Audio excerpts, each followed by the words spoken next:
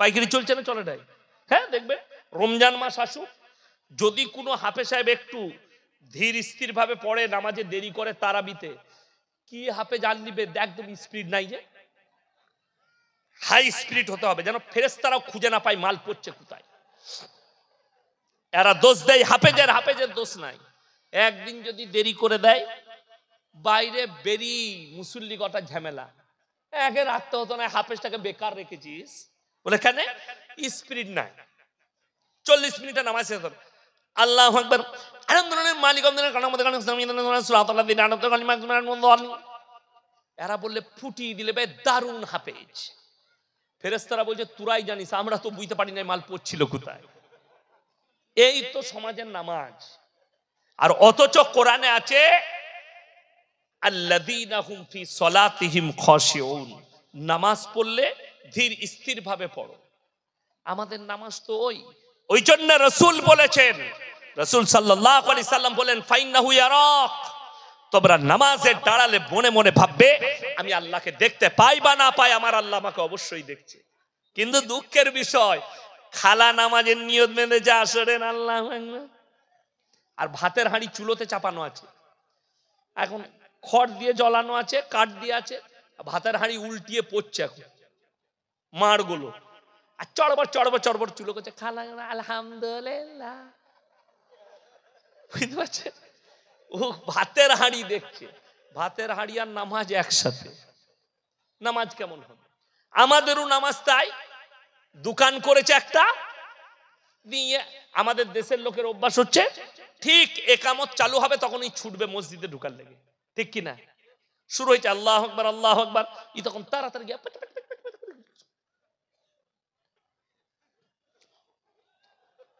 নিয়ত বেঁধে, আর মনে পড়ছে না ক্যাশ বাস্কতে চাবি লাগিয়েছি না লাগাই। নামাজটা কেমন হবে? ক্যাশ বাস্ক আর নামাজ একসাথে, ওই রকমই নামাজ হবে।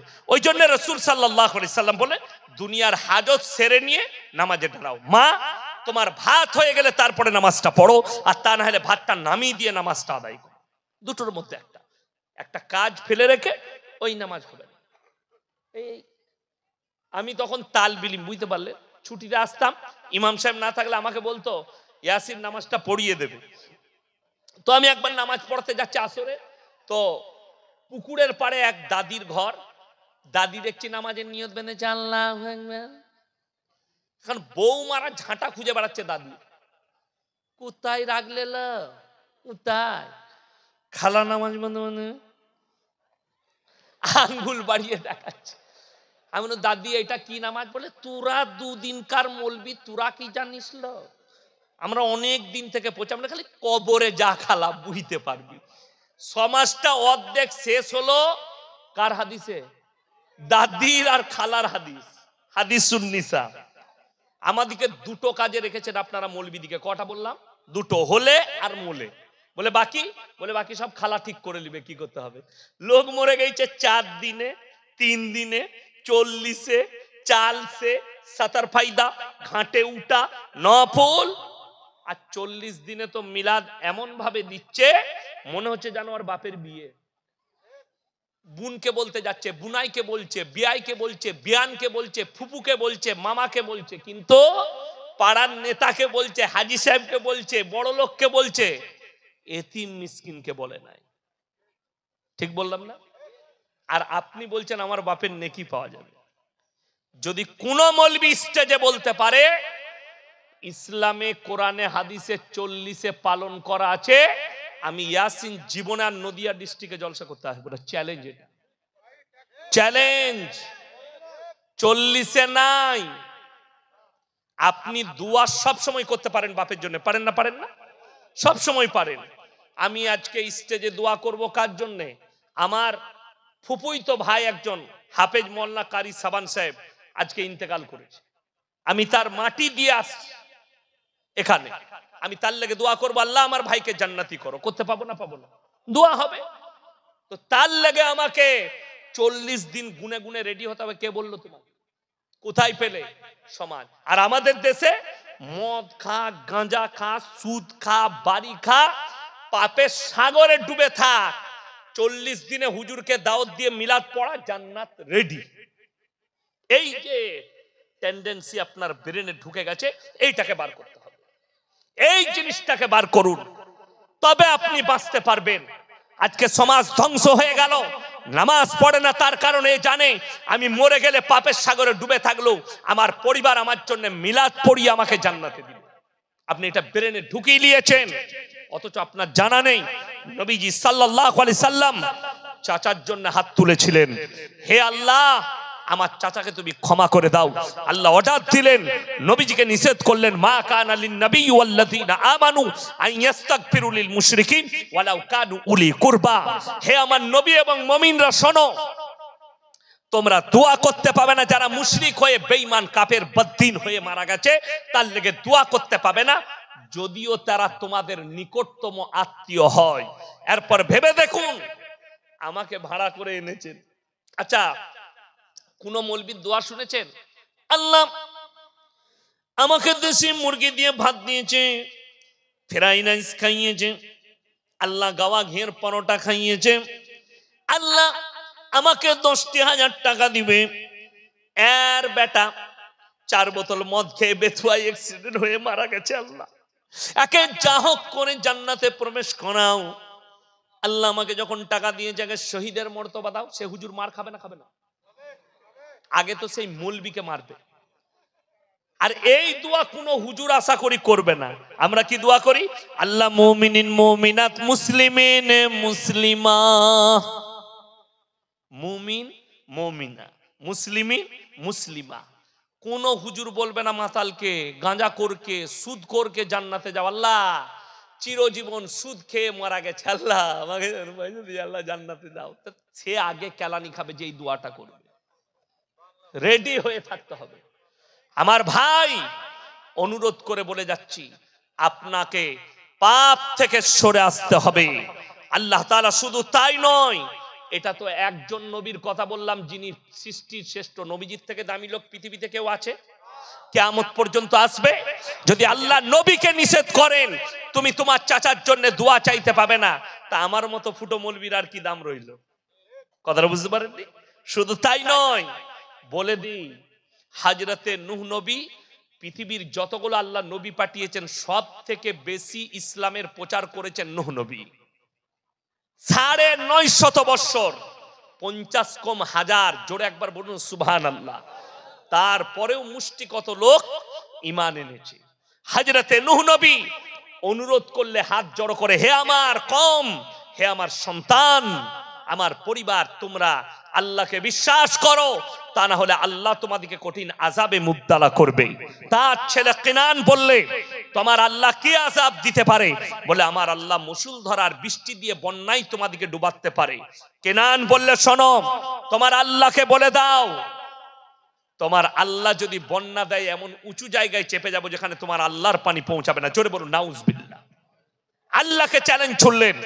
আল্লাহ রাব্বুল আলামিন বললেন, হে আমার নূহ, তুমি এরপর নৌকায় চেপে যাও, যারা ঈমান এনেছে তাদেরকে নাও সাথে আর নৌকার উপরে প্রবেশ করো, যতগুলো জীব জন্তু পশু পক্ষী আছে জোড়া জোড়া লাও।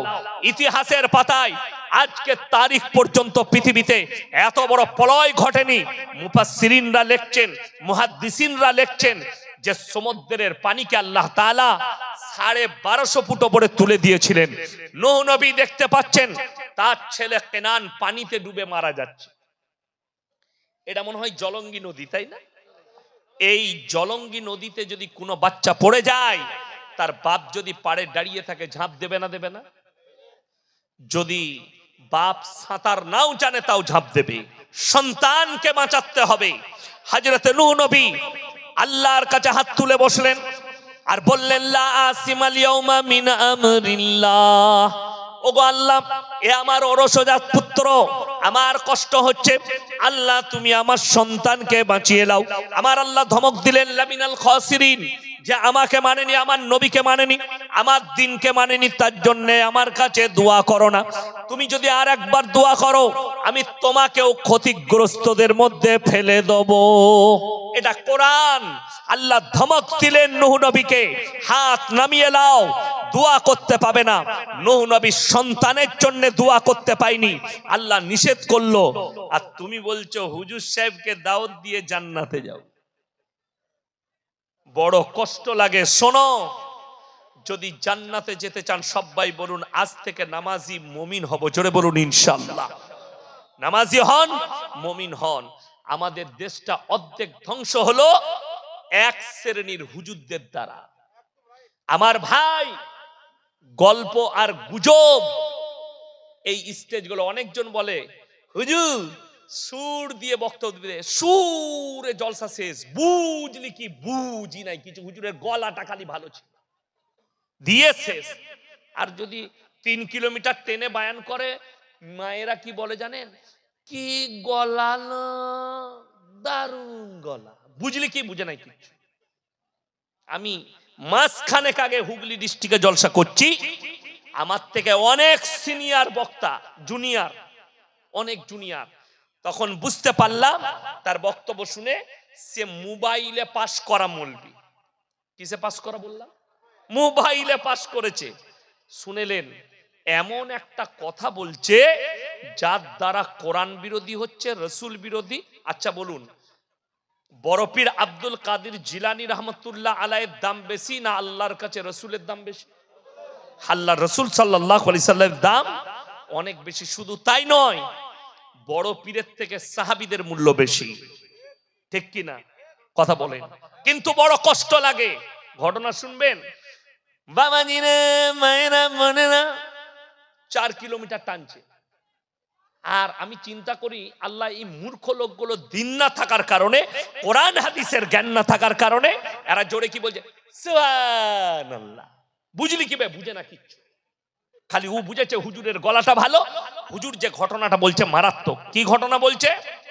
বাবাজিরা, মায়েরা, বোনেরা, বড় পীর আব্দুল কাদের জিলানী রহমতুল্লাহ আলাইহি দস্তরখানে খানা খেতে বসেছেন। বাবাজিরা, দেশি মুরগি দিয়ে ভাত খাচ্ছেন বড় পীর, এবং সেই হাড্ডিগুলো একদিকে বড় পীর রাখছেন।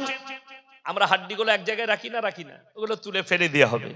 বড় পীর খেতে খেতে হাড্ডিগুলো একদিকে রাখছেন। তেনার মুরিদ বললেন, বাবা আপনি যে এই হাড্ডিগুলো রাখছেন কিসের জন্য? বড় পীর বললে, বাবা আমি যে মুরগিটা খাচ্ছি, এই মুরগিটাকে আবার আমি জীবিত করার ক্ষমতা রাখি। নাউজুবিল্লাহ বলেন। এত বড় বাদদিনী কথা। আমি চ্যালেঞ্জ ছুড়লাম, এই গোটা নদিয়া ডিস্ট্রিক্টের মৌলবীদিকে কেউ যদি একটা জয়ীফ হাদিস বার করতে পারে, আল্লাহর হাবিব সাল্লাল্লাহু আলাইহি সাল্লাম দুম্বার মাংস খেয়েছে, দুম্বাকে জীবিত করেছে, একটা হাদিস দেখাও। আল্লাহর নবী সাল্লাল্লাহু আলাইহি ওয়াসাল্লাম বকরির মাংস খেয়েছে, এই বকরিকে জীবিত করেছে, একটা দেখাও। এই মিথ্যা কাহিনীর জন্য আজকে যদি বড় পীর আব্দুল কাদের জিলানী রহমতুল্লাহ আলাইহি জীবিত থাকতেন, এদিকে কাফের ফতোয়া দিত। বড় কষ্ট লাগে। মক্কা থেকে মদিনা 470 কিলোমিটার রাস্তা। কত বললাম? 470। একটা মাজার পাবেন না। আমার বাড়ি থেকে আপনাদের এখানে 161 কিলোমিটার রাস্তা, 161,000-এর বেশি মাজার। বড় কষ্ট লাগে। হাজী সাহেব কে আছেন? হাত তুলেন। হাজী সাহেব একটা, আর কেউ নাই? একটা হাজী সাহেব বেরিয়েছে। জিজ্ঞেস করুন উনাকে, একটা মাজার নাই। পৃথিবীর দামি লোক শুয়ে আছে কোথায়? মক্কায়। মক্কার ওহুদের প্রান্তরে লোহার ব্যারিকেড দিয়ে ঘেরা আছে। যুদ্ধের ময়দানে 70 জন সাহাবী শহীদ হয়েছেন। তাদের মধ্যে এমন একজন সাহাবী শুয়ে আছেন, তিনি হচ্ছেন নবীজির চাচা যান হযরতে আমিরে হামজা রাদিয়াল্লাহু তাআলা আনহু। যুদ্ধের ময়দানে জিনার বুকটা চিড়ে কলিজা থর বার করে চিবিয়েছিল। বড় কষ্ট লাগে। হাজী সাহেবরা কবার সেখানে সিজদা করেছে জিজ্ঞেস করুন। আমরা বলি আমাদের দেশে আল্লাহর কাছে যতগুলো পাপ আছে, সব থেকে ডেঞ্জার পাপের নাম হচ্ছে শিরকের পাপ। ঠিক কিনা? আল্লাহর কাছে সব থেকে বড় পাপ শিরকের পাপ। আপনি ভেবে দেখুন, একটা অমুসলিম ভাই, সে তার অনুষ্ঠান করে, সে তার ধর্ম পালন করে, একটা মাটির মূর্তি রেখে সেখানে সিজদা করে। ইসলাম বলছে এটা শিরক, আল্লাহ ব্যতীত অপরকে রব হিসাবে মানা। অথচ আমি দেখিয়ে দেব এই নদিয়া ডিস্ট্রিক্টে, এই বর্ধমান ডিস্ট্রিক্টে, এই বাঁকুড়া, পুরুলিয়া, মুর্শিদাবাদ জেলায়, এই পশ্চিম বাংলার মাটিতে দেখিয়ে দেব গাছের তলায় মাটির ঘোড়া রেখে হারাম কর চাদর টাঙ্গিয়ে সিজদা করছে, বলছে এখানে পীর আছে। আমার ভাই, ওই ওরা সিজদা করলে যদি শিরক হয়, তুমি মাটির ঘোড়ার সামনে কি করে সিজদা করবে? কোরআন আমাকে গালি দেওয়ার আগে বাড়িতে মানে কোরআন খুলবেন, যদি না থাকে যার কাছে আছে তার কাছে কালেক্ট করবেন। আমি বলে যাচ্ছি, পারা নম্বর 17, কত বললাম? 17 একবারই শেষ রুকু, শেষ পৃষ্ঠা। কোন পৃষ্ঠা বললাম? একবারই শেষ রুকু, শেষ পৃষ্ঠা। ইয়া আইয়ুহান নাসু যুরিবা মাসালুন ফাসতামিউ লা ইন্নাল্লাযীনা তাদউনা মিন দুনিল্লাহি লা ইয়াখলুকু দুবাবান ওয়ালা বিজতামাউ লা ওয়া ইয়াসলুবুহুমুদ দুবাবু শাইয়ান লা ইয়াস্তানকিদুহু মিন। হে আমার নবী, পৃথিবীর মানুষকে বলে দাও, তোমরা যাদের কাছে ভালো মন্দ চাও তাদেরকে একবার জিজ্ঞেস করো, তারা একটা মাছি পর্যন্ত সৃষ্টি করতে পারে না। মাছি সৃষ্টি অনেক দূরের কথা, মাছি যদি তাদের কাছ থেকে কোনো জিনিস ছিনিয়ে নিয়ে যায়, সেটা উদ্ধার করার মতো ক্ষমতা নেই, তারা শক্তিহীন। আর আমি আল্লাহ হচ্ছি শক্তিশালী। জোরে বলুন সুবহানাল্লাহ। আজকে আমরা মানুষ তো, আমি ইয়াসিন বেঁচে আছি, এখন আমার শক্তি বেশি না আমি মরে গেলে শক্তি বেশি হবে? কথা বলে না?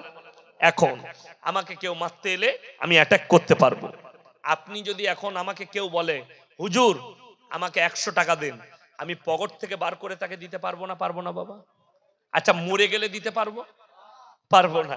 আমি দেখি দিয়ে আমাদের দেশের লোক কবরে গিয়ে বলছে বাবা পয়সা দাও, বাবা আমাকে ছেলে দাও, বাবা আমাকে সম্পদ দাও। ই মাজারে চাইছে, মাজার থেকে বেরিয়ে লাইনে দাঁড়ালো, দুদিকে রাস্তায় যাচ্ছে, ভিখারি বসে আছে, আল্লাহকে নাম পে দে দে, আল্লাহকে নাম পে। কেন? এই ভিখারিটাও জানে টাকাটা মাজারে বাবার কাছে নাই, তোর পকেটে আছে। কথাটা বুঝতে পারেননি? বড় কষ্ট লাগে। আল্লাহর কবরে চাদর চড়ানো জায়েজ হলে আল্লাহর রসুলের কবরটা আসমান পর্যন্ত হিরেমতি মুক্ত চাদরে ঢেকে যেত, ঠিক কিনা? আল্লাহ রসুলের কবরে জায়েজ নেই, পৃথিবীর আর কোন মৌলবি মুল্লা পীর ফকিরের কবরে জায়েজ হবে না। সবাই আমার সঙ্গে একবার বলুন তো, লা ইলাহা ইল্লাল্লাহ। সবাই বলুন। একজনাও কই লাপালে না। আর বাংলাদেশে চলুন, হুজুর বলছে লা ইলাহা ইল্লাল্লাহ, শালা ইস্টে নিচে থেকে উপরে হুজুরের মাথার উপর, লুঙ্গি একদিকে, আন্ডারপ্যান্ট একদিকে, সে একদিকে। নাউজুবিল্লাহ। আপনি এটাকে দিন মনে করছেন? দিন এটা নয়, এরা ইসলামের মজাক বানিয়ে রেখেছে। অনেক অমুসলিম ভাই ইসলামকে টোল করছে। সবাই আপনাদিকে বলে যাচ্ছি, আল্লাহর কসম খেয়ে বলছি, ইসলাম সত্যর উপরে টিকে আছে, ঠিক কিনা? কথা বলেন। মিথ্যার উপরে নয়। আপনি মিথ্যা বানিয়ে রেখে দিয়েছেন গল্প গুজবের দ্বারা। ইসলাম মিথ্যার উপরে টিকে নেই, সত্যর উপরে। আল্লাহ রাসূল সাল্লাল্লাহু আলাইহি সাল্লাম সত্যর প্রচার করেছেন, ন্যায়ের প্রচার করেছেন, শিরকের বিরুদ্ধে বলেছেন। যতগুলো নবী আর পয়গম্বর আল্লাহ পাঠিয়েছেন পৃথিবীর বুকে, সকলের প্রথম তবলিগের নাম ছিল এক আল্লাহর উপরে বিশ্বাস, অনেকগুলোর উপরে নয়। আজকে মৌলবীদের কাছে আমার আব্বাজি 55 বছর জলসা করেছেন। এই ময়দানে আমি জলসা করে গেছি, তখন সোশ্যাল মিডিয়া ছিল না। মরহুম বাবাজি আমার গোলাম আহমদ মুর্তজা সাহেব আর আমি, আমার মনে আছে, তখন আমি মারুতি সুজুকি শিফট গাড়ি নিয়ে এসেছিলাম। আমি রাতের বেলায় ছিলাম, তারপরের দিন আমার জলসা মুর্শিদাবাদে ছিল। আমি মুর্শিদাবাদ এখান থেকে গিয়েছিলাম। আমার মনে আছে ওই গোলাম আহমদ মুর্তজা সাহেব মরহুম, আল্লাহ জান্নাতি করুক, বলুন আমিন। আমার আব্বাজি একদিন ঘটনা শোনাচ্ছিল, মেদিনীপুরে এক জায়গায় জলসা করতে গেছি আমি আর গোলাম আহমদ মুর্তজা সাহেব। বললে এই ঢোল পাটিরা, এই কবর পূজারীরা বেরিয়ে জেনারেটর ভেঙে দিলে এই দুজনকে জলসা করতে দেব না। রাতের বেলায় মাঠে মাঠে 15 কিলোমিটার হেঁটে এসছি। সেই গ্রামে আমি 3 বার জলসা করেছি। আল্লাহর কৃপায় আল্লাহ তাদেরকে পরিবর্তন করে দিয়েছে। জোরে বলুন সুবহানাল্লাহ। ইনারা ময়দান তৈরি করেছেন, যুদ্ধ জিহাদ করেছেন, কিন্তু নিজের জায়গা থেকে লড়েনি। আজও পর্যন্ত মৌলভী শওকত সাহেব নিজের জায়গায় স্ট্যান্ড হয়ে দাঁড়িয়ে আছে, শিরক আর বিদআত থেকে এক চুল লড়া যাবে না। নিজের জিন্দগিটা গুজারে দিলেন কিন্তু লড়েনি, এতটুকু লড়নচরণ করেনি। হে আমার মুসলমান ভাই, হে আমার দিনদার ভাই, আপনি কি করে ভাবছেন যে আল্লাহ ব্যতীত অপরকে রব হিসাবে দাঁড় করাবো? আজকে ভারত, বাংলাদেশ আর পাকিস্তান, এই তিনটে জায়গায় রমরমিয়ে শিরকের কাজ চলছে, রমরমিয়ে বিদআতের কাজ চলছে, কবরের সিজদা চলছে, আল্লাহ ব্যতীত কবরের কাছে ভালো মন্দ চাওয়া চলছে, আল্লাহ ব্যতীত কবরে গিয়ে সিজদা করছে, গাছতলায় গিয়ে সিজদা করছে। ঝড় দিলে যে গাছটা ভেঙে পড়ে যাবে, সেই গাছটার গোড়ায় কি করে তুমি বিশ্বাস করে সিজদা করলে? এখনই যদি ঝড় আসে, আমার মতো ইয়াসিনের অস্তিত্ব থাকবে না। ঠিক বললাম না ভুল বললাম? আমেরিকার দিকে তাকিয়ে দেখো, কত গাছ, এই গাছটা ঝড় দিলে ভেঙে যাবে, বৃষ্টি হলে নষ্ট হবে। এই গাছটা যদি পড়ে যায় ওপর থেকে নিচে, এর অস্তিত্ব শেষ হবে। আর তুমি গাছের তলায় পীর আছে বলে গিয়ে সিজদা দিচ্ছ। হাই রে মুসলমান! একটা অমুসলিম ভাই আজকে আমাদের কাছে কি প্রশ্ন আসে জানেন? জলসায় গেলে, হুজুর আমাদিকে আমরা পুজোর প্রসাদ খেতে পাবো কিনা, অমুসলিম ভাইদের অনুষ্ঠানে যেতে পাবো কিনা। অনেক লোক মনে করে এদের মধ্যে সম্প্রীতি নেই। এই আরামবাগ টিভি শফিকুল, সে মনে করছে ইয়াসিন সাহেব সম্প্রীতি নষ্ট করছে। এই হারামখোরের আওলাদকে বলতে চাই, শোনো, সম্প্রীতি আমাদের কাছে শিখো। আমি বেলডাঙ্গার মাটিতে বলে এসছি, ওয়ালা তাসুব্বুল্লাযীনা ইয়াদউনা মিন দুনিল্লাহি ফায়াসুব্বুল্লাহ আদওয়াম বিগাইরি ইলম। তোমরা তাদেরকে গালি দিও না, তাদের দেবদেবীকে গালি দিও না যারা আল্লাহ ব্যতীত দেবদেবীর উপাসনা করছে। তার ধর্মকে গালি দিও না, সে অজ্ঞাত অবস্থায় তোমার আল্লাহকে গালি দেবে। ইমানদারির সঙ্গে বলবেন, আমার প্রায় আমার 1.5 ঘন্টার কাছাকাছি 1 ঘন্টা 15 মিনিট বলা হয়ে গেল, আমি একবারও কারুর দেবদেবীকে গালি দিলাম? কথা বলেন। আর আমার জীবনে আমার 1 লাখের বেশি জলসা ছুটছে। আর যারা মনে করছেন এটা ভাইরাল বক্তা, না, আমি আজকের বক্তা নই। যখন সোশ্যাল মিডিয়া ছিল না, তখন আমি এই মহেশনগরের মাটিতে আমি জলসা করে গেছি। তখন এই ইউটিউব ছিল না। কি নাম করলাম? মরহুম গোলাম আহমদ মুর্তজা সাহেব আর আমি এই ময়দানে, এই স্টেজে একসাথে জলসা করে গেছি। আজকে আমার 17টা বছর হচ্ছে এই জলসার স্টেজে। আমার ভাই, ভাইরাল আমি আজকের লয়, বক্তা আমি আজকের লয়, আমি আজকে 17 থেকে 18টা বছর বয়ান করছি স্টেজে। এই স্টেজের ওপরে আছি, আমি আমার জায়গা থেকে স্ট্যান্ড ভাবে দাঁড়িয়ে আছি, আমি লড়ি নাই। আর আমার মৃত্যুকাল পর্যন্ত আমার জায়গা থেকে আমি এক চুল লড়ার কোনো রাস্তা পাবো না। আমার কাছে মৃত্যু এলেও আমি শিরকের বিরুদ্ধে আছি, আমি আমার মৃত্যু চলে এলেও শিরকের বিরুদ্ধেই যাব। আমার ভাই, আমি ইয়াসিন বলে যাচ্ছি, সম্প্রীতি আমি আপনাকে বুঝিয়ে দিই। আল্লাহ তাআলা বললে তার দেবদেবীকে গালি দিও না। আমার বর্তমানে 1 লাখের বেশি জলসা ছুটছে। এই যে ইউটিউবার গুলো দেখছেন, ইনাদের বাড়ি কোনো নদিয়া ডিস্ট্রিক্ট নয়, 250 কিলোমিটার দূর থেকে এসছে, উত্তর 24 পরগনা থেকে এসছে রেকর্ডিং করতে।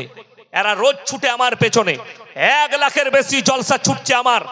একটা যদি প্রুফ বার করতে পারেন, কারু দেবদেবীকে গালি দিয়েছি, কারু ধর্মকে গালি দিয়েছি, আমি আর জীবনে বক্তব্য দেব না। এটা আমার চ্যালেঞ্জ রইল, আপনাদেরকে যদি অ্যাকসেপ্ট করতে পারেন আর এক্ষুনি দেখাতে পারেন, আমি স্টেজ থেকে আমি এই জলসার খরচা দিয়ে নেমে যাবো ইনশাআল্লাহ। কিন্তু কেউ যদি খুঁচায় তা তাকে ছাড়ি না। একটা ছেলে আমাকে, অমুসলিম ভাই, একদিন ফোন করে প্রশ্ন করেছে, হুজুর একটা প্রশ্ন আছে। মানে বলো, উত্তর দিবেন? আমি দেবো। বলছে কি প্রশ্ন? ভাই আপনারা গরুর মাংস খান? আমি খাই। গায়ের মাংস? দিয়ে বললে দুধ খান? আমি খাই। আমাকে বলে মায়ের দুধ খান? আমি খাই। বলে মায়ের গোশ খান না কেন? আপনার সাথে দারুণ কথা। আমি উত্তর দেবো? বলে হ্যাঁ। আমি কিন্তু ফোন কেটে পালাবি না, আমাকে গালি দিবি না। বলে কেন? আমি আমার কথা কিন্তু ইনজেকশন, আমি এমনি গাল খাওয়া বক্তা, তুই কিন্তু গাল দিবি না। বলে না না, আমি ফোন কাটবো না। আমি বললাম তুমি গায়ের মুত খাও? বলে হ্যাঁ। গোবর খাও? হ্যাঁ। আমরা মায়ের গু আর মুত খায় না কেন? সে তখন আমাকে মা বোন তুলে গাল দিচ্ছে। তো সে উত্তর প্রশ্ন করেছে, আমি উত্তর দিয়েছি। বিশ্বাস করুন, 2 বছর আগে আমাকে মেদিনীপুরে প্রশ্ন দিয়েছিল একজন যুবক, কি হুজুর শিবলিঙ্গ নিয়ে আপনি কিছু বলুন। আমি বললাম, শোন, আমি যে ধর্ম সম্পর্কে পড়িনি আমি আলোচনা করতে পারবো না, শিবলিঙ্গ সম্পর্কে আমার কোনো জ্ঞান নেই, অর্থাৎ এই নিয়ে আলোচনা করার আমার কোনো অধিকার নেই। আমি করলে অমুসলিম ভাইরা কষ্ট পাবে, আমি উল্টো কথা বলবো, একটাও ভালো কথা বলতে পারবো না, অর্থাৎ তাদেরকে কষ্ট দেওয়া হবে। যদি বলিস তোর লিঙ্গ নিয়ে, তাহলে কথা বলতে পারবো, কিভাবে কাটবি, কিভাবে পানি লিবি, ওইটা আমি বলে দিতে পারবো, কিন্তু শিবলিঙ্গর গল্প আমি জানি না। আমি কেন বলবো? তারা কষ্ট পাবে কেন? মুসলিম ভাইদিকে আমি কষ্ট দেবো? আমার একটা জলসা পাবেন না, কিন্তু কেউ প্রশ্ন করলে তাকে কিন্তু ছেড়ে কথা বলি না। কেউ যদি ঠেস পৌঁছায়, যেমন কিছুদিন আগে বাগেশ্বর ধাম বাবা ধীরেন্দ্র শাস্ত্রী তিনি आम भावे বলেছেন, मुसलमान के दुकान से कोई सामान मत खरीदो। आमी बाबा के बोललाम, बाबा आप दोगलेपन कर रहे हैं, ये बाबा पखंडी बाबा है। बाबा ने खुद कहा था एक इंटरव्यू में, सवाल किया, भाई आपका बहन का जो शादी हो रहा था पता चला किसी ने पैसा नहीं दिया?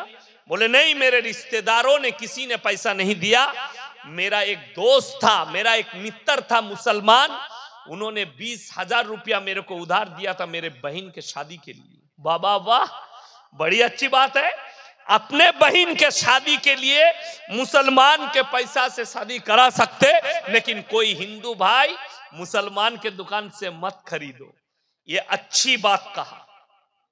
अब ये सोच लो, जितने भी मुसलमान कंट्री है वो लोग अगर कहेंगे कि इंडिया का गोश्त नहीं लेंगे तो हमारे देश के मंत्री लोग रोएंगे।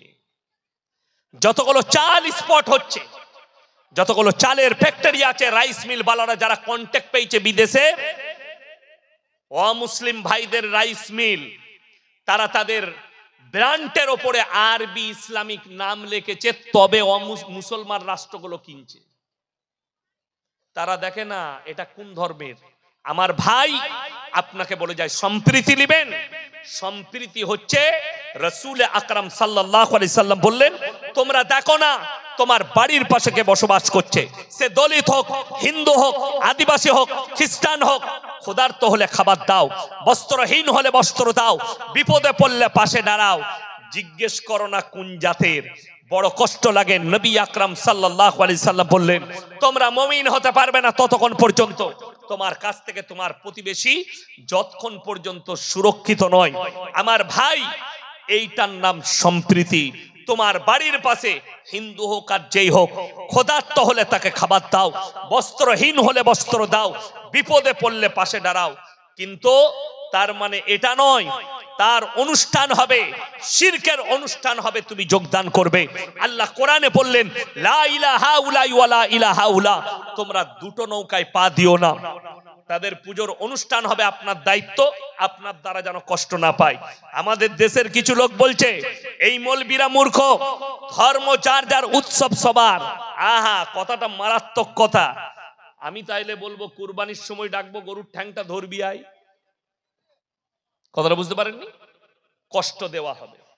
আমাদিকে ডাকা হয়, বাজাপ্তা থানাওয়ালা ডাকে, থানার আইসি আমাদিকে ডাক করে, ডিএম ডাক করে, বিডিও অফিসার আমাদিকে ডাক করে।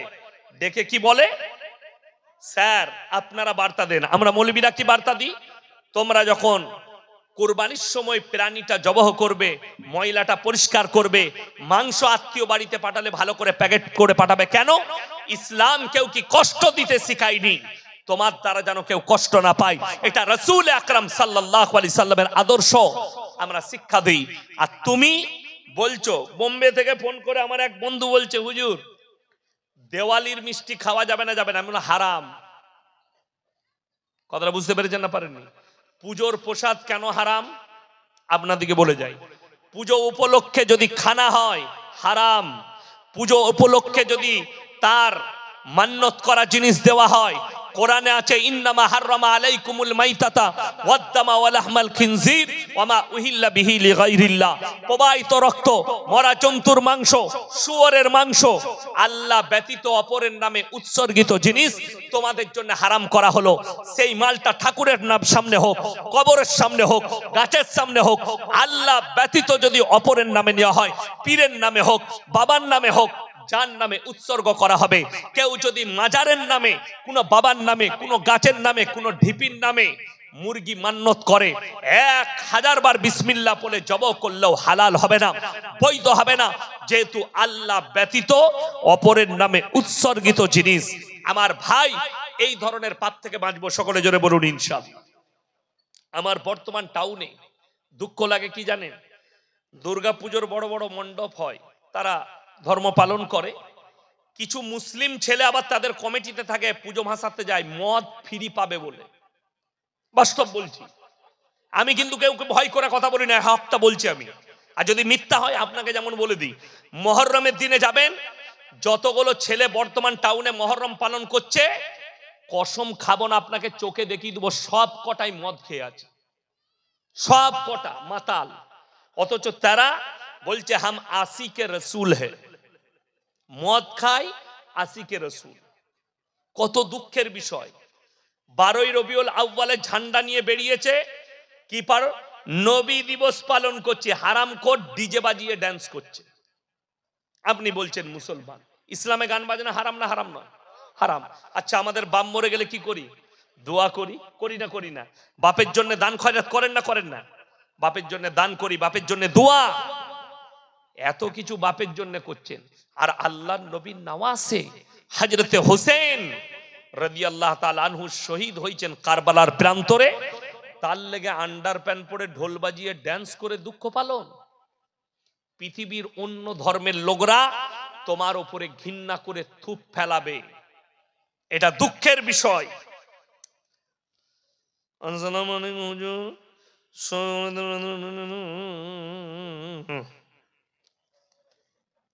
শবে বরাতের রাতের নামাজ, আমি তো বলেই দিয়েছি, আমাদের দেশে ফরজ ইবাদত নিয়ে মারামারি নাই, নফল নিয়ে মারামারি, ঠিক কিনা কথা বলে? আচ্ছা, যেমন বলে দিই, এই আজকে জানাজার নামাজ হলো, বিশ্বাস করুন আজকে শুধু লয়, যে কোনো গ্রামের রোগ এটা, এলান হয় না? হয় না? জোহরের পরে জানাজার নামাজ হবে, এলান হয় না? হ্যাঁ। আচ্ছা, কেউ যদি জানাজার নামাজ ছেড়ে দেয়, গুনাহ আছে? কোনো গুনাহ নাই। এলান হলো, 5 ওয়াক্তের নামাজিরা মসজিদে ঢুকে নামাজ আদায় করছে, আর আমাদের দেশের কিছু হারামখোর আছে, উজু করে দাঁড়িয়ে আছে, ও শুধু জানাজাটা পড়বে। ঠিক বললাম না ভুল বললাম? আচ্ছা বলুন, কেউ যদি জেনে শুনে ফরজ ইবাদত ছাড়ে, গুনাহে কবিরা, বড় গুনাহ। আপনি বড় গুনাহ করছেন দাঁড়িয়ে থেকে, 5 ওয়াক্ত নামাজ পড়ে না।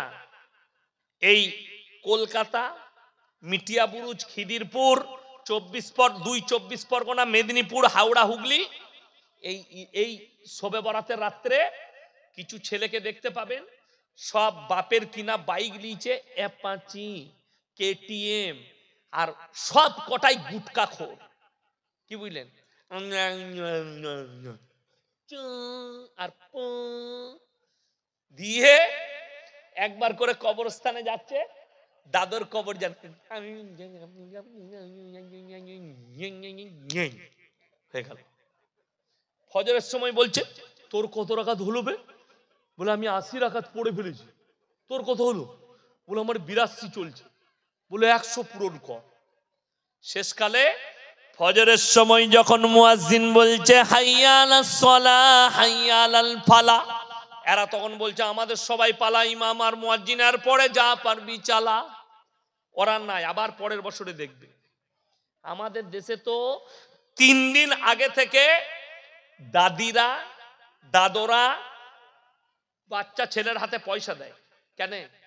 বোম ফাটাগা, গায়ে মনে হচ্ছে যুদ্ধ চলছে, দাম দ্রুম ফাটাম ফুটু। আর খালা জীবনে নামাজ পড়ে না, সবে বেড়াতে দিনে ঠিক রুটি করছি, জান্নাতে যাবে রুটি বেলে, ঝাঁটা জুতো খাবি। জান্নাত কখনো রুটি বেলে পাওয়া যায়? কিছু কিছু হারামখোর বলছে হালুয়া রুটি, আমি একবারও বললাম হালুয়া রুটি খাওয়া হারাম? কথা বলেন। আপনি কালকে করে খান না, কে মানা করেছে? রোজ করে খান। কিন্তু কেউ যদি বলে শবে বরাতের দিনে হালুয়া রুটি করতেই হবে, এর থেকে বড় কাঁচা বেদাত আর কিছু নাই। এমনি নামাজ পড়ে না। আচ্ছা শুনেলেন কত বড় দুঃখের কথা, রমজান মাসে নিজে থেকে কেউ যদি একটা ফরজ রোজা ছেড়ে দেয়, গুনাহ আছে না নাই? এমনকি হাদিসে এসছে সারা জিন্দেগি যদি কেউ রোজা রাখে একটা রোজার মাসুল দিতে পারবে না, কেউ যদি নিজে থেকে ইচ্ছাকৃতভাবে রোজা ছাড়ে। অথচ দেখিয়ে দেবো আমাদের দেশের লোকরা এমনি রোজা রাখে না, ও কিন্তু শবে বরাতে রোজা রাখবে। মারামারি শবে বরাতে মসজিদে এলান হয় না, হয় না? কথা বলে না?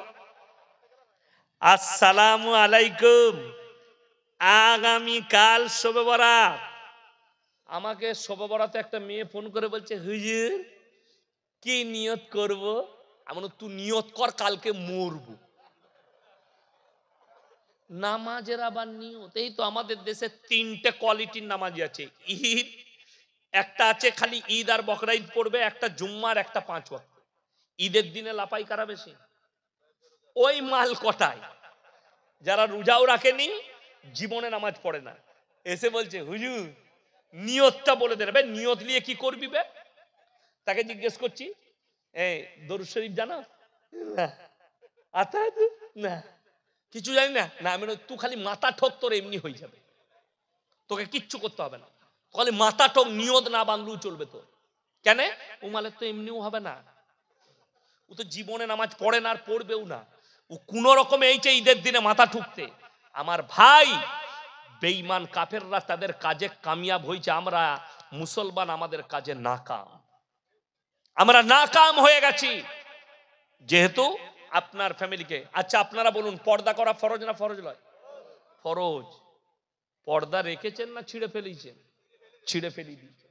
আচ্ছা বলুন, এই দেখেন আমাদিকে বক্তা দিকে একটা করে কলম গিফট করেছে। এই কলমটা প্যাকেটের ভেতরে আছে না প্যাকেটের বাইরে?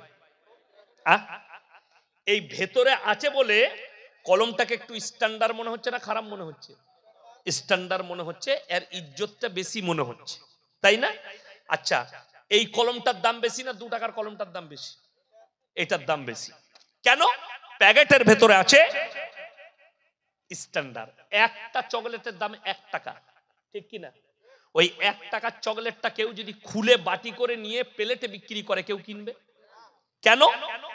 এই চকলেটটায় ময়লা পড়েছে, মাছি বসেছে, ইজ্জত নষ্ট হয়েছে। হাই রে মুসলমান, 1 টাকার চকলেট যদি খুলে বিক্রি করলে তার ইজ্জত নষ্ট হয়, একটা নারীর আল্লাহ কতটা মর্যাদা দিয়েছে। তোমার বিটিকে রাস্তায় খুলে তুমি বাইরে বার করেছো, বেপরদা করে তোমার বিবিকে বাইরে বার করেছো, তাদের কতটা ইজ্জত নষ্ট হতে পারে তোমার ব্রেন একবারও বলেছে কোনদিন? একটা কলা যদি কেউ ছিলে বিক্রি করে, সেই কলা কেউ কিনবে না, যেহেতু মাছি বসেছে আর ময়লা পড়েছে। তোমার কাছে যদি একটা কলার এত ইজ্জত হয়, তোমার মেয়ের ইজ্জত কই? তোমার বিটির ইজ্জত কই? তোমার স্ত্রীর ইজ্জত কই? নাই। আজকে আমরা পর্দাকে শেষ করে ফেলেছি, অথচ কোরআন বলেছে ওয়াদরিব খুমুরিহিন্না আলা জুনুবিহিন, হে নারী তুমি পর্দা নির্ধারিত করো, তোমরা কোনোদিন ধর্ষিত হবে না, লাঞ্ছিত হবে না। রাসূল আকরাম সাল্লাল্লাহু আলাইহি সাল্লামের কাছে যেদিনে পর্দা ফরজ হয়েছে, সেই দিনে শুনেলেন আল্লাহর হাবিব সাল্লাল্লাহু আলাইহি সাল্লামের কাছে পর্দা ফরজ হওয়ার পরে নবীজির বিবি এবং সাহাবীর বিবিরা পায়ের নখটা পর্যন্ত হুজরাখানা থেকে বের করেনি। জোরে বলুন সুবহানাল্লাহ। আমি এমনি জলসা করি, রোজার মাসে মাদ্রাসার আদায় করি, বেশিরভাগ আদায় থাকি, বড় মাদ্রাসা চালাই, ওই জন্য আদায় করতে হয়। বিসমিল্লাহ পাঠিয়ে দেন।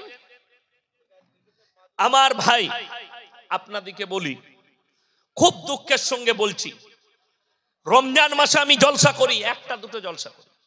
তো আমার গত বছরে মুর্শিদাবাদে জলসা ছিল 25শে রমজান। তো আমার একজন বন্ধু মানুষ আছে বেলডাঙ্গায়, মুফতি জার্জিস হোসেন কাসমি, বেলডাঙ্গা জালিলিয়া মাদ্রাসা দারুল হুদা মাদ্রাসার প্রধান শিক্ষক, বড় মাদ্রাসা, 110 বছর পুরনো মাদ্রাসা। তো আমি বললাম ভাই আপনার মাদ্রাসায় ইফতারি করব, বললে চলে আসুন। গেলাম ইফতারি করতে, ইফতারি হলো। আমি বললাম ভাই ভালো দোকান কোথায় আছে, জামা কাপড় কিনবো, বাজার করা হয়। বললে রোডের ওপারে চলে যান, একটা বড় দোকান আছে। গেলাম, ঢুকে দেখছি সব খালা, আমি একা খালি খালু। আমরা আল্লাহ কি বিপদে পড়লাম। দোকানে বলছে হুজুর হুজুর হুজুর দাঁড়ান। আমি তাড়াতাড়ি একটা কাপড়, আমার ছোট মেয়ের জন্য একটা জামা নিয়ে আমি কোন রকম পয়সা মিটিয়ে বেরিয়ে গেলাম। আর দুঃখ লাগলো, আপনি বাজারে বসে, আপনি ঘরে বসে আর বিবিকে বাজারে ঠেলে দিয়েছেন। খুব সূক্ষ্মভাবে বুঝবেন।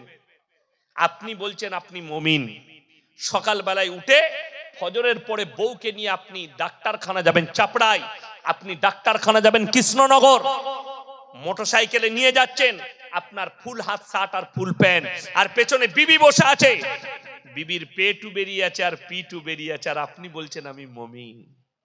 আল্লাহর কাছে কি জবাব দেবেন? অথচ আল্লাহ বললেন ওয়াদরিব খুমুরিহিন্না আলা জুনুবিহিন, হে নারী তোমরা পর্দা নির্ধারিত করো, কোনোদিন ধর্ষিতা হবে না, কোনোদিন তোমরা লাঞ্ছিত হবে না।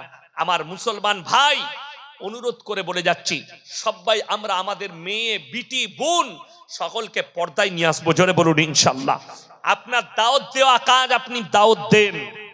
আপনার বিবি যদি দাওয়াত কবুল না করে, আপনি আল্লাহর কাছে বলতে পারবেন আল্লাহ আমি প্রতিনিয়ত আমার বিবিকে দাওয়াত দিয়েছি, আমার বিবি আমার দাওয়াত কবুল করেনি।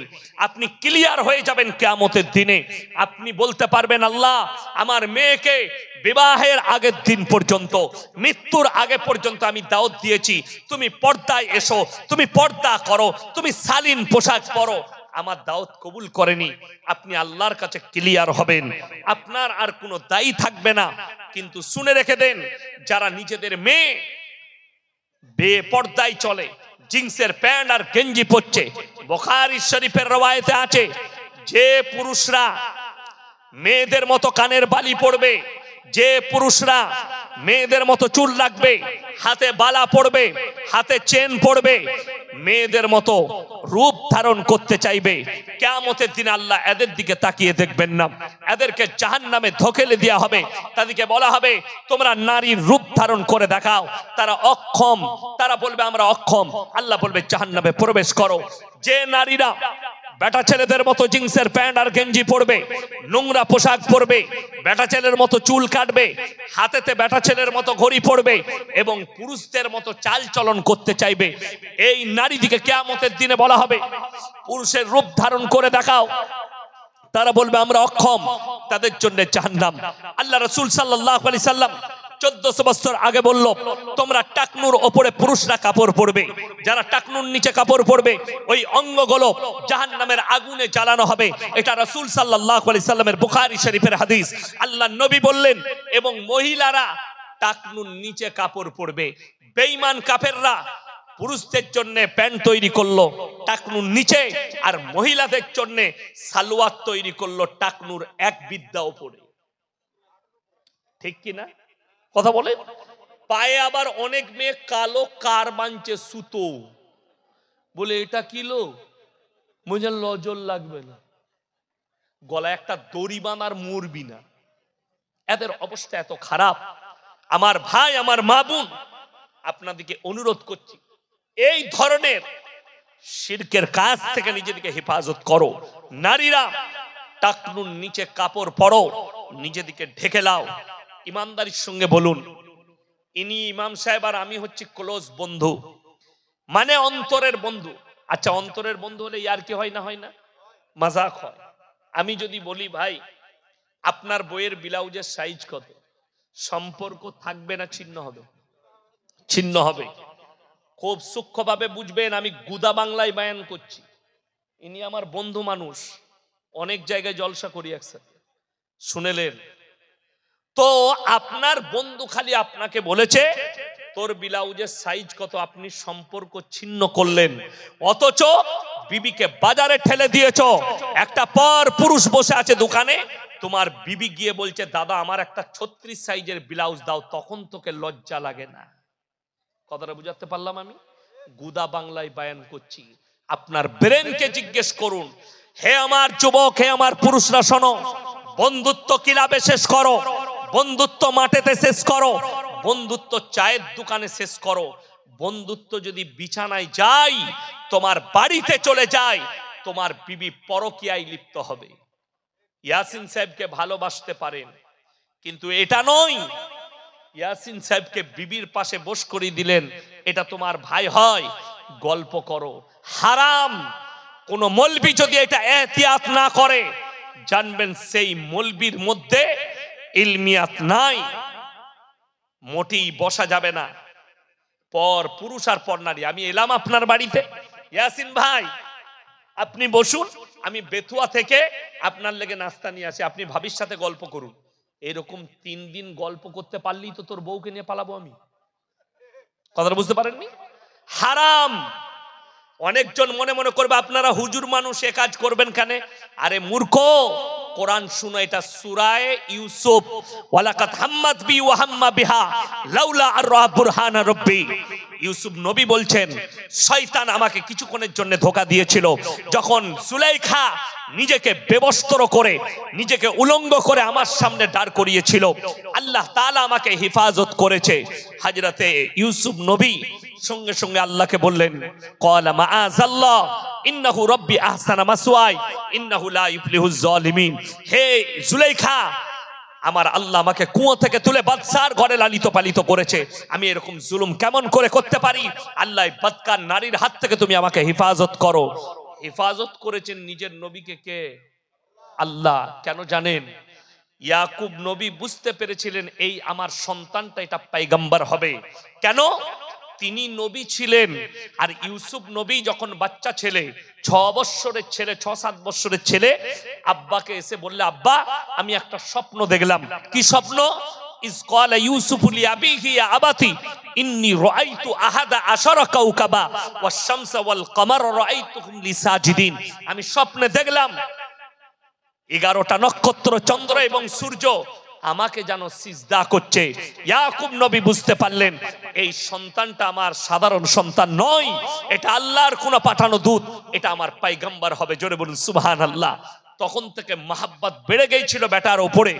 আমার ভাই, ওই জন্যে নারী দিকে পর্দায় নিয়ে আসুন। তোমার বাড়ির, আজকে মুসলমানের বাড়ির দরজায় লেখা দরকার ছিল, সালাম দিয়ে প্রবেশ করুন। পর পুরুষের জন্য বিনা অনুমতিতে প্রবেশ করা নিষেধ, এটা আপনার দরজায় বোর্ড লাগানো দরকার ছিল। বড় কষ্টের বিষয়।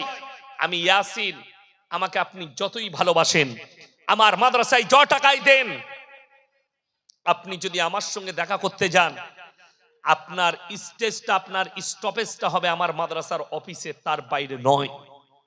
আপনি আমার বাড়িতে, আমি আপনাকে প্রবেশ করাবো না, সেখানে আমার বিবি আছে, আমার বিটি আছে। আপনি এটা ভাবেন না যে ইয়াসিন সাহেবের বাড়িতে গেলে, ইয়াসিন সাহেবের বাড়িতে উনার বিবির সঙ্গে কথা বলার আমার এন্ট্রি নাই, উনার মেয়ের সঙ্গে দেখা করার আমার এন্ট্রি নেই, তাহলে ইয়াসিন সাহেব আমার বউয়ের সঙ্গে কি করে এন্ট্রি পেতে পারে? ওটা যদি পর্দা হয়, ইয়াসিন সাহেবের জন্য আপনার বউটা পর্দা হবে না? কত বড় কষ্টের বিষয়। এইটাই মুসলমান বুঝতে পারেনি। সবাই নিয়ত করুন, আমরা আমাদের বিবিদিকে পর্দায় নিয়ে আসবো। জোরে বলুন ইনশাআল্লাহ। বর্তমানে অনেকজন তাবিজ ব্যবসা করে। ও তো 24 পরগনায় জলসা করতে গেছি, আমাকে বললে আমার টাইম আছে 10টায়, আমাকে বললে হুজুর আধ ঘন্টা লেট হবে। কেন রে? বলে স্টেজে হুজুর সাহেব তাবিজ বেচছে স্টেজে। হ্যাঁ, তারপরে আমি লাইভটা খুলে দেখলাম, হুজুরের লাইভ চলছে জলসা। ও বাবা, সে হুজুরের আমি নাম করব না, ওই ফুরফুরা ফুরফুরা ওই সাইডের কোনো হুজুর হবে। স্টেজে তাবিজ, ছেলে হবার তাবিজ 2100 টাকা, জ্বরের তাবিজ 501 টাকা, স্টেজে বিক্রি করছে। কি বলবেন তাকে? শুনেলেন আপনার রোগ হয়েছে, আমি বলে যাচ্ছি সূরা ফাতিহা 11 বার পানিতে দম করে আপনার ইমামকে বলুন 11 বার সূরা ফাতিহা পড়ে পানিতে দম করে দিবে, আল্লাহ চাইলে শিফা দান করবে। জোরে বলুন সুবহানাল্লাহ। রাসূল সাল্লাল্লাহু আলাইহি সাল্লাম হাদিস বর্ণনা করলেন, সমস্ত রোগের শিফা সূরা ফাতিহায় কালো জিরা এবং মধুর মধ্যে। জোরে বলুন সুবহানাল্লাহ। কালো জিরা খান, রোগ ভালো হয়ে যাবে। আপনি ভালো আলেম দেখলে শুনেলেন আপনার শরীরে জ্বর আছে, ইমাম সাহেবকে বলুন, ভালো আলেমকে বলুন, ভাই একটু কোরআনের আয়াত পড়ে আমার শরীরে ফুঁক দিয়ে দেন, আল্লাহ চাইলে শিফা হবে, না হলে হবে না। কিন্তু আমাদের দেশে এমন এমন লোক তাবিজ লিখছে, আপনি অবাক হবেন। আমার বর্ধমানে চলুন, এক হারামখোর ডাব গাছে শিকড় ভরে দিচ্ছে। তাকে জিজ্ঞেস করছে পেলে কোথায়? বলছে বাবাজি না, স্বপ্নে আমাকে নবী সাহেব দিয়েছে, আর হারামখোর জুম্মার নামাজও পড়ে না। কথা ভেবে দেখুন। আচ্ছা, যে লোকটা জুম্মার নামাজও পড়ে না, তার স্বপ্নে কি নবীজি আসতে পারেন? পারেন না। নবীজি সাল্লাল্লাহু আলাইহি ওয়াসাল্লাম আসার প্রথম শর্ত হচ্ছে হালাল খাবার খেতে হবে, তাকবীরে উলার সঙ্গে নামাজ আদায় করতে হবে। আমাদের মতো বক্তারও তো তাকবীরে উলা চলে যায়। কথাটা বুঝতে পারেননি? আমি আসর পড়েছি আমার মাদ্রাসায়, মাগরিব কাজা হলো, রাস্তায় এসে ওই কুসুম গ্রামের কাছে একটা মসজিদে আমি মাগরিব বললাম। কথাটা বুঝতে পারেননি? হ্যাঁ, আমার ভাই তাকবীরে উলার সঙ্গে আর হারামখোর এক ওয়াক্তের নামাজ পড়ে না, জুম্মা পর্যন্ত পড়ে না, পিশাব করে পানি নেয়নি কি আল্লাহ ছাড়া কেউ জানে না, বলছে স্বপনে তাবিজ পেয়েছে। কে বুঝাবে? লোক যাচ্ছে তার কাছে। বিশ্বাস, আস্থা সবাই আল্লাহর উপরে ভরসা রাখবো, জোরে বলুন ইনশাআল্লাহ। ভালো মন্দ, কল্যাণ অকল্যাণ আল্লাহ, আল্লাহ ছাড়া ভালো মন্দের মালিক কেউ নেই। বেঈমান কাফেররা উঠে পড়ে লেগেছে, আপনাকে ব্যর্থ করতে হবে আপনার ঈমানকে মজবুত করে।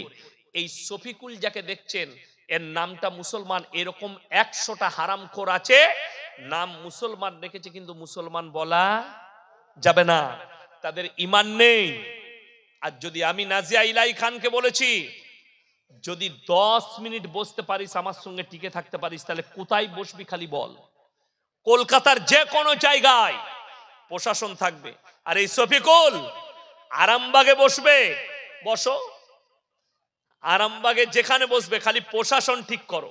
আমি আরামবাগেই যাব, সেই জায়গায় খালি প্রশাসন থাকবে, তোর মিডিয়া থাকবে, আমার মিডিয়া, 10 মিনিটে প্রুফ করাবো মুসলমান নয়। 10 মিনিট সময় লাগবে না, লাইভ চ্যালেঞ্জ, মুসলমান লয়। আর যতগুলো গোবরখোর আর মুতখোর ওখানে তার কমেন্টে লিখছে, একটা ভালো লোক না, একটা শিক্ষিত না, একটা জ্ঞানী নেই। কেন? ন্যায় পরায়ণ সে। এখান থেকে হারামখোর বাংলাদেশের খবর করছে, মণিপুরের খবর করার ক্ষমতা নাই। মণিপুরে 2 জন মাকে ন্যাংটো করে ঘুরানো হয়েছে, দলিত মা বোনকে ন্যাংটো করে ঘুরিয়েছে। এই ভারতের কুত্তা মিডিয়াগুলো এরা খবর দিয়ে দিচ্ছে কোথাকার। রাশিয়া ইউক্রেন যুদ্ধের খবর পাচ্ছে, ফিলিস্তিন গাজার খবর পাচ্ছে, কিন্তু সামান্য বাংলাদেশের খবর পেয়ে যাচ্ছে ভারত ছেড়ে। মণিপুরের খবর পাইনি, মণিপুরে কতগুলো দলিত মা বোনের উপরে অত্যাচার হয়েছে, কতজনকে ধর্ষণ করা হয়েছে, মার্ডার করা হয়েছে, খবর সম্প্রচার করবেন। শফিকুলের কমেন্টে দেখলাম একজন মুতখোর কমেন্ট করেছে, এই মৌলবীকে তো জেলের কুঠরিতে রাখা দরকার। তোর বাপের হিম্মত থাকলে আমাকে ভরে দেখা, ভরে দেখা, তারপরে বুঝতে পারবি আমার ভালোবাসার লোক আছে না নাই। আপনারা আছেন না নাই? জোরে বলুন ইনশাআল্লাহ। হ্যাঁ হ্যাঁ, এরা মনে করছে এত সহজে মৌলবীকে জেলের গারো দেয়ার। শুনেলে শফিকুলকে বলছি, আমাকে জেলের কুঠরির যে স্বপ্ন দেখছো, ইয়াসিন জিনা করেনি যে জেলে, জিনা করে জেলে যাবে না। ইয়াসিন চুরি করে জেলে যায়নি। জেনে রেখে দিবে, আমি ইয়াসিন যদি জেলে যাই আল্লাহর জন্য, কোরআনের জন্য আর ইসলামের জন্য। কত সাহাবী জেলের কুঠরিতে গেছে, হযরতে বেলাল হাবশির কোমরে দড়ি বেঁধে টানা হয়েছে, ঈমান থেকে সরেনি। আমার বুকে যদি জেলের কুঠরিতে নিয়ে গিয়ে আমাকে যদি গুলি চালাও, আল্লাহর কসম করে বলছি, কোরআন থেকে ঈমান থেকে 1 ইঞ্চি সরার কোনো রাস্তা নাই। জোরে বলুন ইনশাআল্লাহ। আমার ভাই, কষ্টটা কোথায় লাগে জানেন? আমাদের দেশে একটা মেয়ে বোরকা পরে আর হিজাব পরে স্কুলে গেলে, কলেজে গেলে তাকে কেস লড়তে হয় কোর্টে গিয়ে, ঠিক কিনা? কিন্তু দুঃখের বিষয়, আমাদের দেশে যদি কোনো মেয়ে ন্যাংটো ঘুরে বেড়ায়, এরা বলে নাইস, বিউটিফুল। ন্যাংটো ঘুরলে তাকে কোর্টে যেতে হয় না, বোরকা পরলে, হিজাব পরলে সেই মেয়েকে কোর্টে যেতে হয়। এইটাই হচ্ছে দুঃখ। এরা কাকে ভালোবাসে, মেয়ের শরীরকে কি না কাকে, এটা দেখে ভালো করে বুঝলেন। আর শফিকুলকে বলবো যে তুমি বেশি দালালি করতে যেও না, তোমার ভান্ডা ফুটে গেছে, বাংলার মুসলমান জেনে গেছে তুমি 1 নম্বর হচ্ছ গোবর করার মুতখোর আর বিক্রি হওয়া মাল। এটা জানতে কারো কোনো মুসলমানের বাকি নাই। তুমি তোমার কমেন্টগুলো পড়ে নাও, আমার কমেন্টগুলো তুমি পড়বে, আর তোমার কমেন্ট আমি পড়ে দেখে নিয়েছি, সব গোবর করার মুতখোর। ভাই দুঃখের কথা বলছি শুনেন, একটা মানুষ কেউ কি গালি দিলে পুরো কমিউনিটি তার লেগে দায়ী নয়। আমেরিকা সঙ্গে ভারতের সম্পর্ক খারাপ হয়েছে, তো আমেরিকার সঙ্গে তো রাশিয়ার সম্পর্ক খারাপ, যে কোনো মুহূর্তে যুদ্ধ লাগতে পারে। তোমার দেশের প্রধানমন্ত্রীকে জিজ্ঞেস করো রাশিয়ার সাথে সম্পর্ক কেন ভালো আছে? সাপের মুখেও চুম দিবে আর বিড়ালের মুখেও চুম দিবে। তুমি পাগলামি জুড়েছো। ইয়াসিন বললে অপরাধ আর মন্ত্রীরা বললে রাইট। তোমার হিম্মত থাকলে মন্ত্রীদের বিরুদ্ধে বলে দেখো। একবার ওই মাথায় চাবড়িয়ে আরামবাগ পুলিশ একবার জেলে ভরে এলো হারাম করকে, খুলবে না, কাঁদছিলি কেন? পাগল। এসব একদম হারাম করে দল। আমি আপনাদেরকে সাবধান করছি, বিশেষ করে বাংলার মুসলমান রিপাবলিক টিভিকে বয়কট করুন। সকলে জোরে বলুন ইনশাআল্লাহ। এই রিপাবলিক টিভি মুসলমানের জন্য প্রতিনিয়ত আমাদের জন্য, কোরআনের জন্য, ইসলামের জন্য মিথ্যা প্রচার করে যাচ্ছে, মিথ্যাচার করে যাচ্ছে। এই শফিকুলকে বলছি, আমার কাছে এই শফিকুলের একটা হোয়াটসঅ্যাপ চ্যাট আছে। কোথাকার? বীরভূমের ছেলে চ্যাট করেছিল তার সঙ্গে। কি বলে? সুতি থানায় দুটো দাসদের ছেলে বোম রাখতে গিয়ে রেল লাইনের উপরে ধরা পড়েছে। তুমি কি এই খবরটা করবে না? কি বলছে জানেন? খবরটা পেপারে দিয়েছে, হারামখোর তোর ক্ষমতা নাই খবরটা সম্প্রচার করি কেন? তুই মুতখোর আর গোবরখোরের কাছে বিক্রি হয়েছে, তোর ঈমান ধ্বংস হয়ে গেছে, তুই মুসলমানই হতে পারিস না। তা না হলে খবর সম্প্রচার করে দেখা। বড় কষ্ট লাগে, দুঃখ লাগে। আমাদের মতো মৌলবীকে বলছে, মৌলবীর ভাষা দেখো, আল্লাহ হেফাজত করুক। এ ভাই সবাই নামাজ পড়বো, জোরে বলুন ইনশাআল্লাহ। নামাজ কেউ ছাড়বেন না, জোরে বলুন ইনশাআল্লাহ। এই বিবিদিকে সবাই পর্দায় রাখবো, জোরে বলুন ইনশাআল্লাহ। সবাই রাখবেন তো? কাল থেকে মেলা করবেন তো? নাউজবিল্লাহ বলেন। মেলা হারাম, মেলা করবেন না, মেলা যাবেন না, নিজের ঈমানকে বাঁচান। দেখুন এই বাবুরা জলসার দাওয়াত দিয়েছে, যারা জলসা করেছে আল্লাহ তাদেরকে কামিয়াবি দান করুক, বলুন আমিন। এই জলসা কমিটিকে আল্লাহ কবুল করুক, বলুন আমিন। কিন্তু দুঃখের কথা বলছি শুনেলেন, আমরা বক্তব্য দুবার দিলাম, আপনার দায় আমি নিতে পারবো না।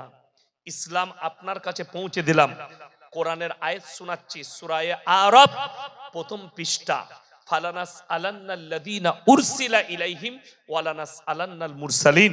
হে আমার নবী, তুমি বলে দাও কিয়ামতের দিনে আমি নবী পয়গম্বরকে দাঁড় করাবো, তাদের উম্মত উম্মতিকেও দাঁড় করাবো। আমি তাদেরকেও প্রশ্ন করব তোমরা দাওয়াত কিভাবে দিয়েছো, আর তাদের উম্মত উম্মতিকেও প্রশ্ন করা হবে তোমরা কবুল কি করে করেছো। আজকের এই মহেশনগরের জলসার ময়দানে যারা এতক্ষণ পর্যন্ত আলোচনা শুনলেন, সমস্ত আলোচনা আমার ইয়াসিনের ওপরেও প্রশ্ন আসবে, তুমি কিভাবে দাওয়াত দিয়েছিলে, আর আপনার কাছেও প্রশ্ন আসবে তুমি কবুল করেছিলে কি না। আল্লাহ আমাদের সকলকে পাপ থেকে বাঁচাক, বলুন আমিন। আল্লাহ আমাদের সকলকে এই সমস্ত হারাম কাজ থেকে আল্লাহ হেফাজত করুক। আল্লাহ তাআলা আজকের জলসাকে কবুল করে লে, আজকের এই মাজমাকে কবুল করুক। আপনারা আমার জন্য দোয়া রাখবেন, আমার মাদ্রাসার জন্য দোয়া রাখবেন। হায়াত বাকি, মুলাকাত বাকি। আপনারা আমার জন্য দোয়া রাখবেন, এই জলসা কমিটির জন্য জান ভরে দোয়া।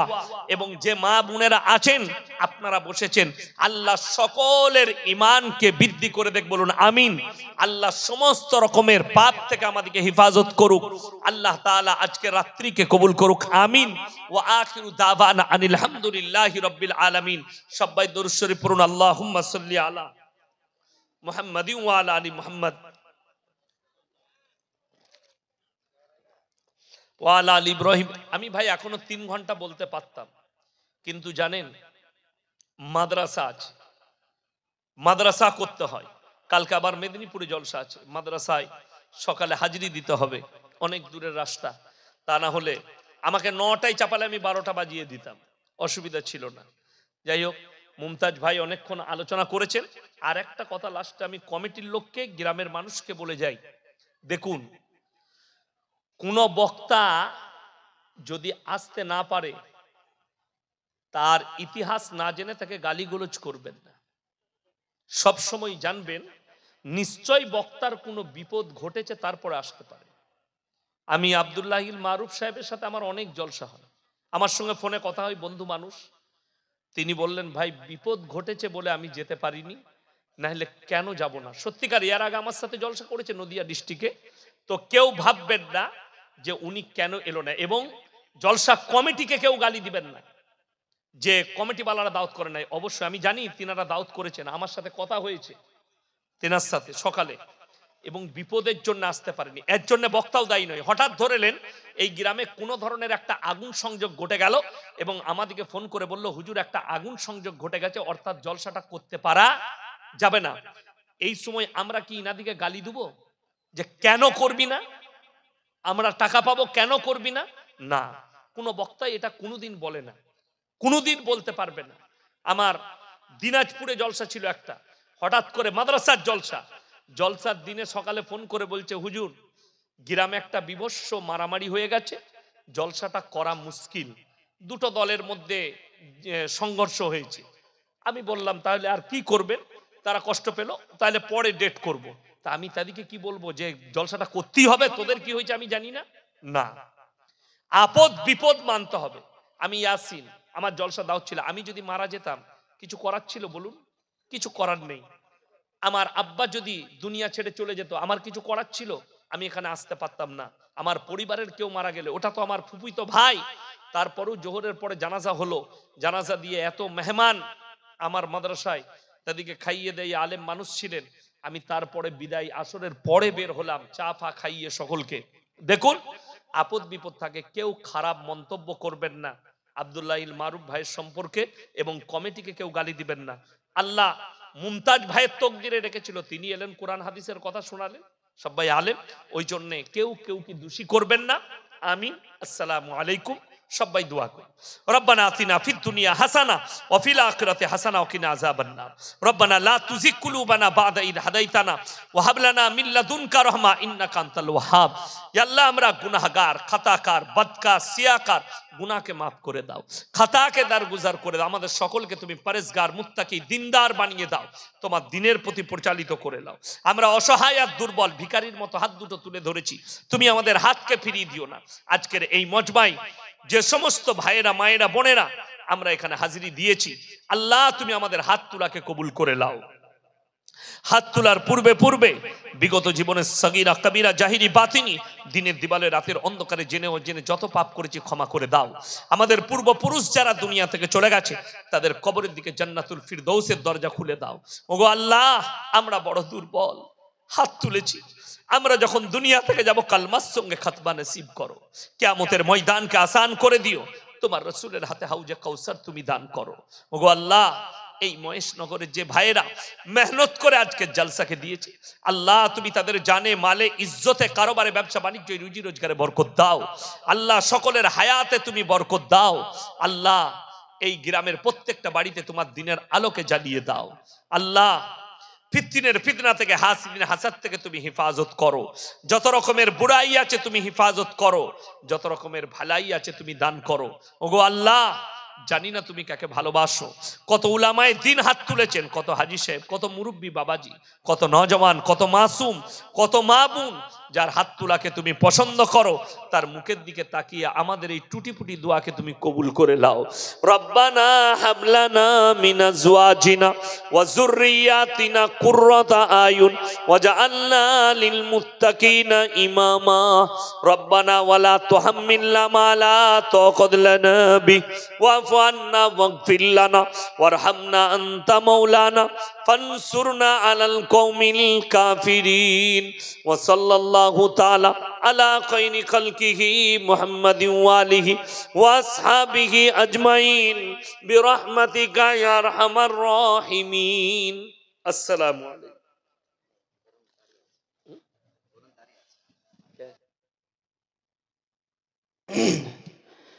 যারা একেবারে উঠে যাবেন আমি আপনাদের কাছে বলবো, মা বোনেরা অনেকেই এসেছেন ইয়াসিন ভাইয়ের বক্তব্য শোনার জন্যে। তাই যদি মা বোনেরা শুনতে চান